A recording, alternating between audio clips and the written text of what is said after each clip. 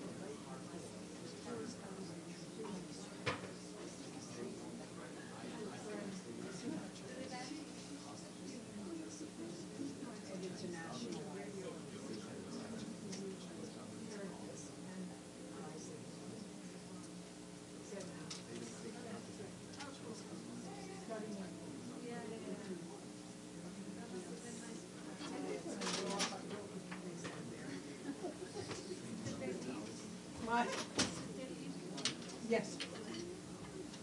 I said they had a state and power invasion.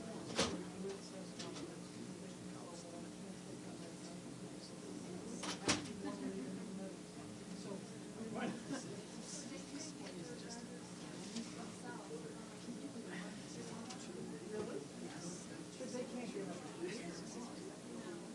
But they can't do it. Oh, no. Oh, no, we just watched that.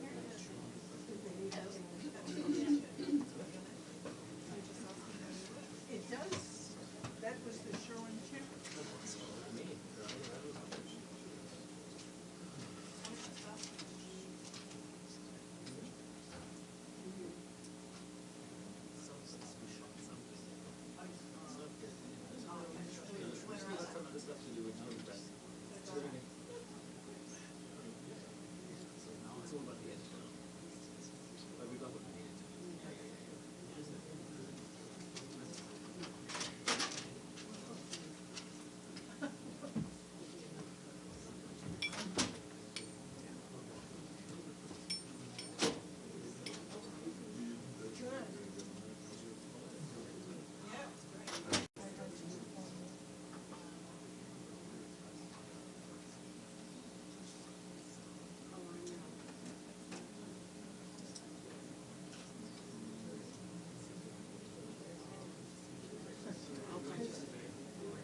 Oh, yes, absolutely. No problem.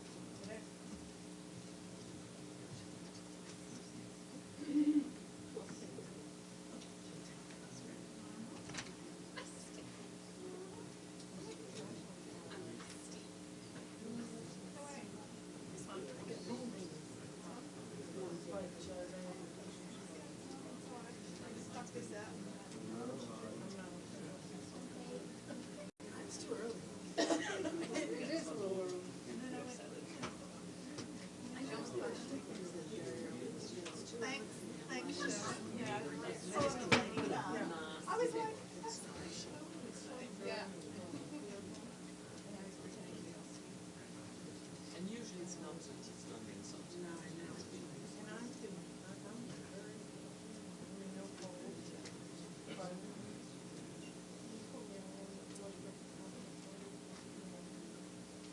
yeah, that thing was like a, I mean, but yeah.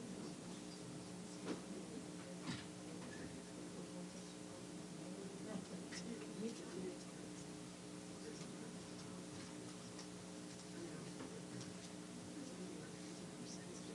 I had to tell him, his mind is to be one of how Nelson Mandela. You know that story. The mission was. His eyes. The mission tried to get from that little place before they go into the Delaware's Rocky. That was him. No, she's not. Oh, you have excess tickets, right?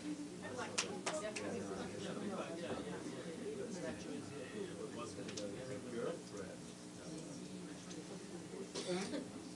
But I'm coming.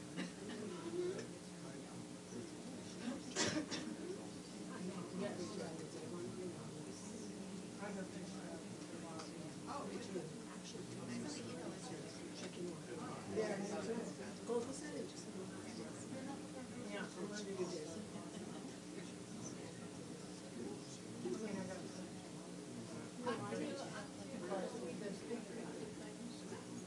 Yeah, or like Monday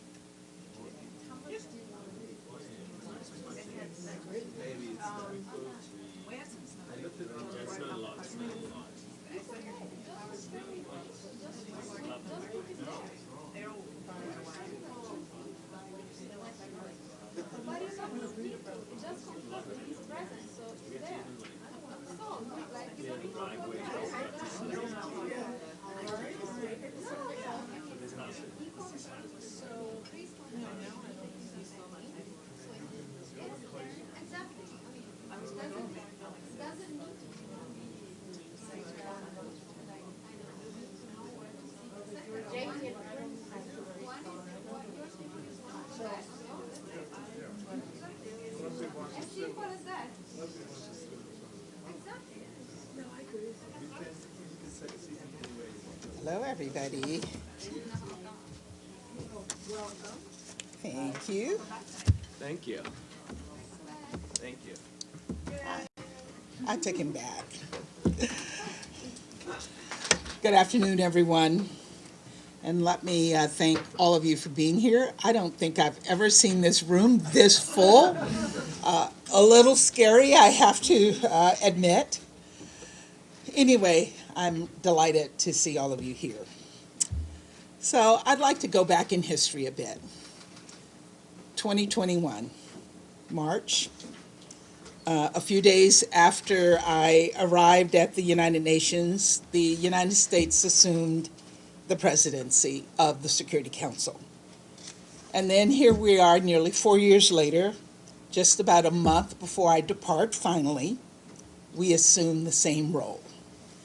This presidency really does feel like a fitting bookend to my time here. And so before I dive into what we have planned this month, I want to take a moment to talk about how far we've come through the lens of presidencies past. I think about where we were that very first time I sat behind the president's placard in March of 2021. Technically, I was sitting at home behind the president's Zoom title. Still in the throes of COVID-19, the council met and negotiated virtually. But despite the distance between us, my goal for the presidency was to reaffirm the bonds that united us, to show the world that America was back, that we were ready to re-engage with the world, repair our alliances, and be a trusted partner for peace, progress, and security. Our program of work for March reflected our efforts to once again lead with the values that define our national character: democracy and integrity, freedom and justice, equality and opportunity, focusing on gender equity and collective efforts to ensure women's full and effective participation in public life, working to alleviate the gut-wrenching humanitarian situation in Yemen, Ethiopia, and Syria, as well as what was then a burgeoning crisis in Burma, and spotlighting food insecurity and the perfect storm of COVID, conflict, climate that caused it to skyrocket. 15 months later, when I assumed the presidency for the second time, it was in person. The worst of the pandemic was largely behind us, but with grave new challenges in front of us. Perhaps the biggest item on our agenda was addressing Russia's unprovoked, unjustified war against Ukraine, aggression that began when Russia itself was president of the Council. We also introduced a resolution to hold the DPRK accountable for its continued unlawful ballistic missile launches and address the role of digital technologies as well as women and girls in maintaining international peace and security. And of course, we kept the spotlight on food insecurity, exacerbated especially across the Sahel by Russia's senseless war. Our third presidency came in August of 2023, just months after war broke out in Sudan. We held the first open briefing on the country since the start of the conflict, detailing the horrors that had begun to emerge from West Darfur. We once again addressed the situation in Ukraine as well as the state of human rights around the world, including the DPRK. And for the third time, we focused on global famine and food insecurity. Reflecting on these three past presidencies, you can see the common threads, or perhaps more accurately, the loose ends. The intersection of conflict and food insecurity from Yemen to Ethiopia, Ukraine to Sudan. The ways in which women and girls are both disproportionately impacted by war, and the key to stopping it, or better yet, preventing it in the first place. The increasing role of technology, including AI, in our peace-building strategy. And the reality that there will always be a Security Council agenda filled to the brim with crises, catastrophes of the day, the kinds of challenges that seem intractable until they aren't. President Biden asked that every member of the cabinet run through the tape. That is, work tirelessly to finish what we started on behalf of the American people and those counting on our leadership all over the world. Now, technically, I can only run to the tape. I've had a bad knee recently, as some of you may have noticed, that won't be happy with me if I try to do anything more than walk with purpose. But this fourth and final presidency is going to be a sprint because we have a lot of work ahead of us. Not a lot of time, but we have a lot of work ahead of us. So kicking things off tomorrow, we'll be hosting a briefing on women, peace, and security, focusing on the transformative power of intergenerational dialogue between young and senior women peace builders. We'll be elevating the voices of emerging and established leaders with experience at the grassroots, local, national, and global levels, and perspectives critical to defining the next 25 years of WPS agenda. Second, on December 19th, we'll convene to discuss the impact of artificial intelligence on international peace and security, building on our work the past 4 years, including through our landmark General Assembly resolution to govern AI with a focus on human rights, sustainable development, and capacity building. In the days between, we'll be covering all manner of issues, from Russia's ongoing assault on the Ukrainian people, to the ongoing security crisis in Haiti, to the humanitarian catastrophe in Sudan, to the conflict in the Middle East, including Gaza, and the recently concluded ceasefire between Israel and Hezbollah in Lebanon. And of course, it goes without saying that the situation in Gaza will be at the top of our focus. We will continue our relentless diplomacy to bring an end to this conflict and bring the remaining hostages home. We will continue to work around the clock to alleviate the suffering of the Palestinian people. And finally, and what should come as no surprise, we will once again highlight food insecurity around the globe. As many of you know, this has been personal for me. As I detailed in the council just a few weeks ago, I've seen starvation up close, and it's not something one can easily forget or ignore. Today, significant and urgent action is needed more than ever before as hundreds of millions of people face food insecurity and many even famine.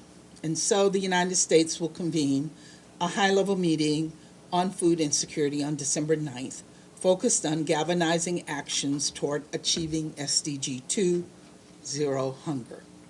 We'll be bringing together experts from across the international community to discuss where we've been, where we're going, and more importantly, where we are in the collective fight to end food security. Now, this presidency may be a bookend, but I am under no delusions that this month will offer only happy endings. There's a reason we continue to focus on gender inequality and food insecurity, digital threats and regional conflicts, and that because these are stubborn challenges that unfortunately outlast any one presidency in the council or otherwise. That promise, that mission, is what keeps us coming back to the table even when change and democracy and diplomacy are hard. And yes, even when the future is uncertain. Because we have no other option. Far too many people are relying on us, for us, to simply throw up our hands. And so instead, we will roll up our sleeves and continue our work. So with that, I'm happy to take your questions. It's good to see everyone. We'll start with Valeria. Thank you so much, Nate. Thank you, Ambassador, on behalf of the United Nations Correspondent Association for this press conference.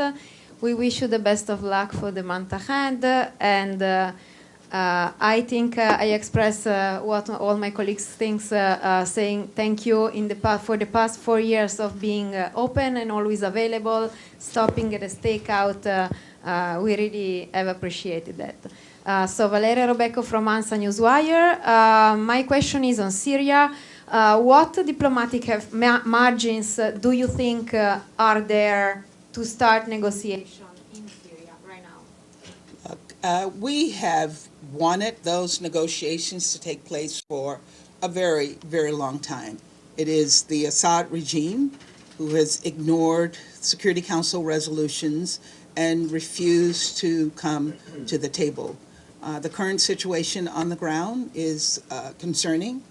We are watching that situation very closely, and we will continue to engage with partners in the region to find a path to end to the conflict and for the situation to go back to calm. We have declared this entity a terrorist organization, and we want to find a path for the Syrian people to achieve security and peace. I'm going to sit down if you don't mind. Sure. Now, I'm going to do the middle. Okay. Go ahead. I can hear while I walk. Michelle. Thanks, Ambassador. Michelle Nichols from Reuters. You mentioned Gaza. Can you give us some sort of update on where the talks are at the moment to try and get a ceasefire in Gaza? What's holding it up? What makes you think you can get this done by January 20? And also, what is the US doing to, improve the aid situation, which is still as dire as ever? As I said in my remarks, our diplomatic efforts continue. I can't tell you exactly where the talks are. I can tell you that those efforts are continuing to be made with the hopes that we can get to a resolution. And on the humanitarian situation, again, the situation is dire. We are not in any way playing down how dire the situation is, but we're also on the ground every single day working to find a solution, working to ensure that food and other necessary assistance is being delivered to the Palestinian people. And more needs to be done in that area, and we're going to continue to work on that. Thanks. Amelie. Thanks. Amélie Botelier from AFP News Agency. My question is about Haiti. You and Ecuador have started negotiation to have the councils ask the Secretary General to reflect on the transformation of the MSS into a peacekeeping operation. The Security Council meeting a few days ago showed that some member states are not really happy with that. So can you update us about the negotiation, and do you plan to put this resolution to a vote soon? The negotiations are continuing, and as you mentioned, they are not easy because there are members of the council who have balked at the idea of a peacekeeping mission. But this is what the Haitian people have asked for. It's what the former prime minister asked for. It's what the new prime minister has asked for. And so we're working with other members of the council, with the Secretary General, as well as with others to work to get to a place where we can bring a peacekeeping mission forward. I can't tell you when and how we will succeed. I can tell you that we're continuing to work on it, and I know that we will eventually get there. Go Maggie, then Sherwin, and then we'll Thank you, Ambassador. Margaret Bashir, Voice of America. Will you be highlighting, spotlighting the situation in Sudan during the month? What do you have planned to do that? And President-elect Trump has nominated Elise Stefanik to succeed you. I just wonder if you have any advice for her. Well, yes, on Sudan. So we are looking at having a ministerial level meeting on Sudan sometime around the end of our presidency. We're looking at having this on the 19th as well. And on my replacement, I am here to give her, to answer any questions that she might have. I congratulate her for assuming this role, and I know that all of you and all of my colleagues in the Security Council will look forward to working with her. Sherwin. And maybe she should get a red jacket, right? So I will tell you about the red jacket. He always asks me these tough questions. That was not my question. I know. Next. I will look. If you look back in December, I always wear red in December. So you will see me wearing red almost every day in December. It's a tradition for me. Ambassador, the United States has threatened punitive measures against the International Criminal Court over its independent decision, both by the prosecutor and confirmed by the pretrial chamber, to issue arrest warrants against Israeli leadership over the conduct of the war against Hamas in Gaza. Some accusing the United States of undermining global justice efforts, and that it has the potential, U.S. action has the potential to damage not only the court, but the conduct and the implementation of international law. The Japanese president of the court, Judge Tomoko Akane, said the court is being threatened by draconian economic sanctions by a permanent member of the Security Council as if it were a terrorist organization. How does the United States respond to this very specific criticism from allies of your own country? I can't respond to this other than to say that we have worked with the court in the past, but we do believe that this particular case against the Israelis is not justified.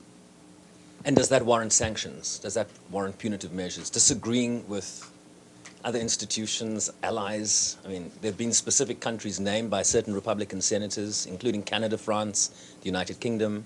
124 nations are members and party to the ICC. And we're not a party to the ICC, as you know, but I'm not going to comment on the comments that have been made about the ICC by sanctions. others. Is the threat of sanctions appropriate? Not going to comment. Pam. I'm sorry. Thank you so much, and we're looking forward to the month, Ambassador. It's, Thank you. Pamela Falk from News and World Report. You have made, over the years, the last few years, food security a flagship of this administration, and you're looking to do it now. One of them was Black Sea Grain Initiative. There are a lot of other things that have had some success, some challenges, but there are now, and it's another side of Sherwin's question, there are now proposed major tariffs from the incoming president-elect. I'm not asking you to comment on them, but what do your colleagues tell you? I have no doubt, I mean, we're all getting questions from them, like, what does this mean?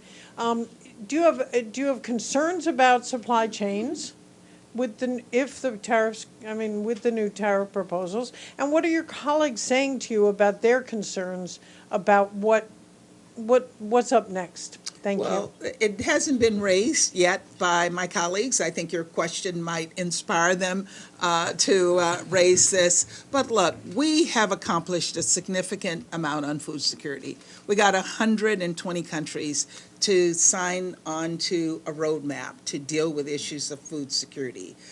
We have made this an issue that the Security Council deals with. And so that's not going to go away. I'm not going to, I don't have a crystal ball on what the new administration's policies will be in this area, but I know that what we have accomplished so far will have lasting value. Thank you. I think we have time for a couple more. Benno? Thank you, Nate. Thank you, Ambassador Benno Schwinghammer with the German press agency. As you pointed out, this will be the last 2 months of your tenure. In hindsight, what would you have done differently, and is there anything you regret? That's a tough question. Not German, but true. What I'm thinking about is what we have accomplished. And I believe that over the course of the nearly 4 years that I've been here, I have really worked diligently to reaffirm our relationships across the board. I came here with a policy that no one thought that I could achieve, and that was to have meetings with every single PR from every single country. And I did that. 188. There are 4 or 5 that we don't meet with, but for all the countries that we meet with, I have met one-on-one or country to country with every single one of those countries. And what they have all said to me is that they have appreciated that. It has shown to them that the United States cares, that I care, and I think those relationships have mattered. So I'm very, very proud of having accomplished that, bringing back our leadership, bringing back the respect that had diminished somewhat. And so I know that when I walk out the door next month, that people will appreciate the efforts that I made with my team to show them respect and to work with them to accomplish issues of common interest. But no regrets. I'm not going to share my regrets. Yes, I have some regrets. As we look back on the world, we have the responsibility to bring peace and security. And as I walk out the door, there is conflict going on all around the world. Sudan, DRC, Gaza, Syria. People are suffering. Millions of people are still displaced. Millions of people are still suffering. So I do regret that and wish that I could have waved a magic wand to bring peace on earth and goodwill to men everywhere. I think we have time for one more. I can do Tony. Tony. Thank you, Ambassador. Tony Naddaf, Al Hurra TV. First of all, personally, I will be missing all your jackets in every color because really all year long, not only the red ones. Anyway, so following the ceasefire between Israel and Hezbollah, President Biden announced that his administration will be pushing for a ceasefire and to end the war in Gaza also. Will you be using your presidency this month to push maybe for a ceasefire or draft resolution in the Security Council on this matter? And also I would like to hear from you about how the U.S. administration is approaching the recent violation of the ceasefire between Hezbollah and Israel. Thank you. Look, what we will be working for is a diplomatic solution on the ground. We have people on the ground working around the clock to try to find a path to a ceasefire in Gaza and bring home the hostages and deal with the horrific humanitarian situation on the ground. We have never given up on that, and I can assure you this administration will be working on this until we succeed or until we walk out the door on January 20th, and I hope we succeed. We're working to succeed. And then on the situation in Lebanon, we're moving forward. There has been an agreement. There have been some hiccups, but the agreement is still standing, and we're looking forward to monitoring the situation on the ground to ensure that the situation continues, the ceasefire continues to be honored. Sorry, I think that's all we have time for, but appreciate everyone's time. Thanks. Thanks. Can we get some more ivy before you leave? You can. You got it. Wish you a success. Wish you a success. Thank you very much. Nate, 17. Whoa. And you? Well, well, you know what the ceasefire deal requires.